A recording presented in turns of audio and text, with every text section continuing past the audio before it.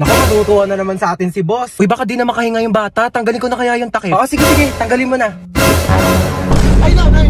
Nanay nga! Yung nanay yung kinuha mo? Akala ko bata yung nakuha ko, nanay pala. Mamaya na kayo mag-usap. Saan nyo ako dadalhin? Saan mo dadalhin yan? Kung nagsabi. Nagsabi, bolo ko dyan. Pag tinatanong kayo, sumagot kayo. Saan nyo ako dadalhin? Sa bangketa po. Sagot nyo na ako ngayon? Ay, sabi nyo po kasi sumagot kami. Maglarason ka pa? Ay, malayo pa ba tayo? Diyan lang po banda sa kabila. Diyan lang naman pala pupuntahan. Eh bakit hindi pa tayo naglakad? Kutsi pa kayong mahal-mahal na nga ng gas. Ano para ko main character? Pwede po ba mahiram yung cellphone nyo po? Hello? Nasa amin ang mama mo, kinidnap namin siya. 1 milyon kapalit niya. Pag binigyan kayo ng anak ko ng 1 milyon, ibabalik nyo ako sa kanya. Opo. Kasi pag sa inyo ako sumama, anak ko ang bibigyan nyo ng 1 milyon kapalit ko. Ano po kasi? Hello, nak. Sama ako sa kanila. Kunin mo yung 1 milyon ha. Tatext ko sa'yo yung address. Hindi. Ano po kasi?